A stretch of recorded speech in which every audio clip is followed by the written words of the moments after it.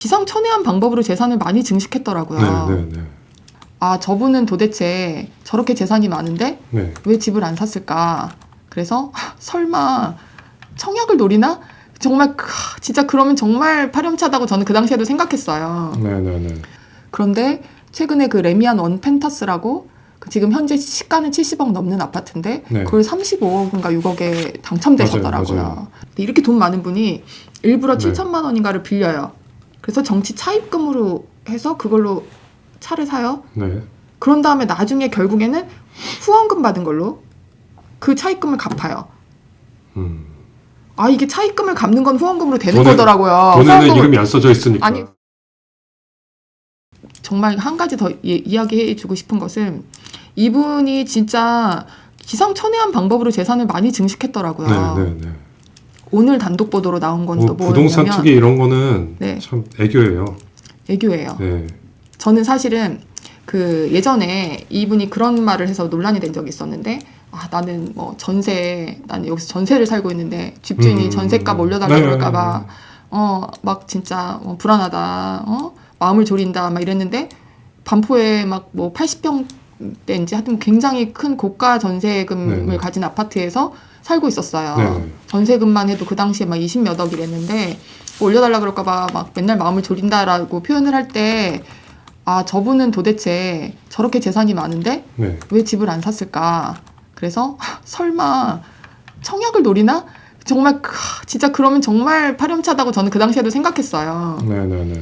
그거는 진짜 그 무주택자들에게 이렇게 주는 어떻게 보면 특혜 같은 거지만 희망이 될 수 있는 그런 거잖아요. 네. 근데 이분도 심지어 이게 분양가 상한제로 실제 거래 가격보다 너무 차이가 나는 어떤 아파트 분양되는 그 매물들은 너무 로또 같은 특혜를 주는 거라서 안 된다, 이렇게 해서는 안 된다라고 그것도 반대했던 분이에요. 그런데 최근에 그 레미안 원 펜타스라고 지금 현재 시가는 70억 넘는 아파트인데 그걸 35억인가 6억에 당첨되셨더라고요. 맞아요. 네. 근데 그게 당첨되려면 얼마나 힘드냐면 계속 집을 한 번도 가지고 있으면 안 되고 무주택자여야 되고 막 부양하는 가족도 해당 많아야 점수가 있어야 될 되고. 거 아니에요. 그 점수를 채운 거 아닙니까? 그러면 어떻게 채웠죠? 그러니까 집을 산 적이 없고 어떻게 보면 재테크에 완전 성공한 거예요. 그러니까요. 돈이 그렇게 많은데도 한 번도 안 사고, 그래서 본인이 말하는 그 로또 같은 불로소득을 30억 넘게 한 방에 당첨과 동시에, 그러니까 이게 뭐 30억짜리 샀다가 10년 지나서 70억으로 오른 게 아니고 시가는 70억인데 이 사람은 이 무주택 이 점수를 다 채웠기 때문에 당첨이 된 거죠. 근데 이건 서민들한테는 갈 수가 없어요. 아, 그럼 뭐 운이 좋아서 80대 1이라서 운이 좋아서 그랬겠지라고 말하기에는 이게 이 분양 대금을 동시에 현금으로 납부를 했잖아요. 보통 37억을 한 방에 낼 수 있는데 그때까지 집을 한 번도 안 산 서민이라는 건 존재할 수 없죠. 말이 안 되죠. 말도 안 되죠. 이런 사람은 근데 할 수 있는 거예요. 나는 돈은 많아. 전세금은 할 수 있지만 집은 안 갖고 있어. 이런 사람들은 한 방에 빡 넣고 계속 무주택으로 있었기 때문에 그걸 청약을 받아서 이렇게 할 수 있어요. 물론 위법은 아닙니다. 어떤 탈법은 없었어요. 10원 안 썼으니까 뭐. 하지만 몇 년 전에 이거 정말 나중에 이거 청약하려고 지금 무주택이라서 지금 집을 안 갖고 있는 거 아닐까라는 생각을 그때 제가 언뜻 했는데, 역시나 작전 성공해서 30억 뭐 한 방에 딱 이제 당첨되셨죠. 뭐 투기는 아니에요. 그렇죠. 투기는 아닌데. 투기는 아니에요. 이해하기가 쉽지 않죠. 위법은 없어요. 이것도 제가 지금 또 이게 위법이 아니었나라고 지금 깜짝 놀랐던 건 오늘 단독 보도에 나온 게 있는데, 이 선거 자금은 정말, 정치 자금은 제가 이제 작년에 선거에 나가봤을 때 진짜 까다롭게 너무 엄격합니다. 이 정치 자금은 한 푼도 허투루 쓸 수 없어요. 그러니까 예를 들어서 정치 자금 누가 후원금을 막 줬어요. 예를 들면. 근데 그 돈으로 뭐 맘대로 막 쓸 수 있을 것 같죠? 아유, 안 되죠. 절대 쓸 수 없어요. 다 해야 되잖아요. 네, 그 명목이 정확하게 정해져 있습니다. 예를 들면 그걸로 내가 비싼 차를 산다? 있을 수 없는 일이에요. 안 되죠. 근데 어떻게 했냐면 다른 사람한테 돈을 빌려서 차를 삽니다. 이렇게 돈 많은 분이 일부러 7천만 원인가를 빌려요. 그래서 정치 차입금으로 해서 그걸로 차를 사요. 그런 다음에 나중에 결국에는 후원금 받은 걸로 그 차입금을 갚아요. 아 이게 차입금을 갚는 건 후원금으로 되는 거더라고요. 돈에는 이름이 안 써져 있으니까. 아니 후원금으로 그러니까 후원금으로 네. 차는 못 사는데 네. 후원금으로 빚을 갚는 건 정치 차입금은 또 그렇죠. 그걸 변제는 되더라고요. 그렇기 때문에 이게 차용을 일부러 자기 돈으로 살 수도 있는데도 불구하고 차입금 계정을 만들어서 다른 사람한테 돈을 빌려서 차를 산 것이 아닌가라는 의혹이 터졌어요. 오늘. 경제 전문가 아닙니까? 아 엄청나네요. 네, 진짜. KD 연구원 출신의. 네.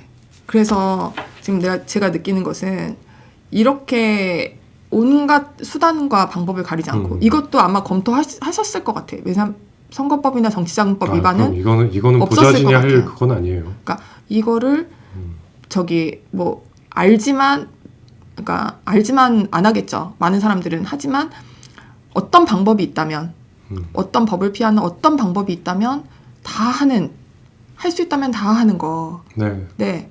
이거 정말 이번 저희 당협위원장 가지고 있으면서도 장관 지명 받은 거 그거 포함해서 이런 사람 과연 청문회에서 어떻게 할지 뭐 민주당에서 어떻게 방어할지 아니면 적정한 선에서 손절을 할지 그 부분에 대해서 좀 지켜봐야 할 것 같습니다.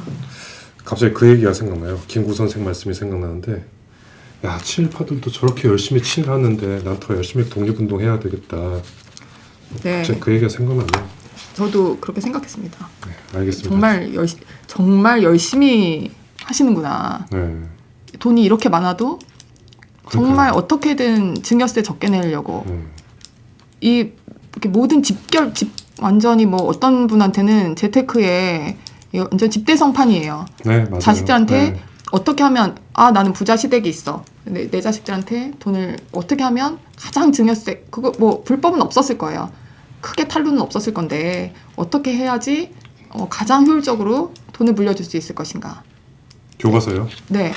정말 이 자식들이 이 셋한테 합쳐서 간 돈이 47억이면 그 중에 실질적으로 이 자식들이 실제로 번 돈은 거의 없고 거의 45억 가까이가 그 재산을 넘겨줬다는 거잖아요. 네. 어떤 증여와 그 증여한 돈의 증식을 통해서.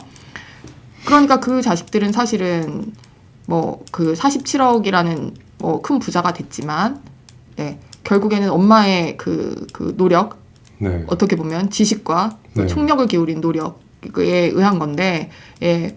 이런 식으로 이제 기획예산처 장관 후보자가 과연 청문회 뚫을 수 있는지 관전 포인트입니다. 우리나라 뭐 갖고 있는 우리나라 재산도 좀 그렇게 불려주면 땡큐 아닙니까? 그래 지금 마중물 역할을 해야 된다. 경제 성장을 위해서 돈 풀어야 된다라는 이야기 벌써 하고 있는 거 보세요. 네.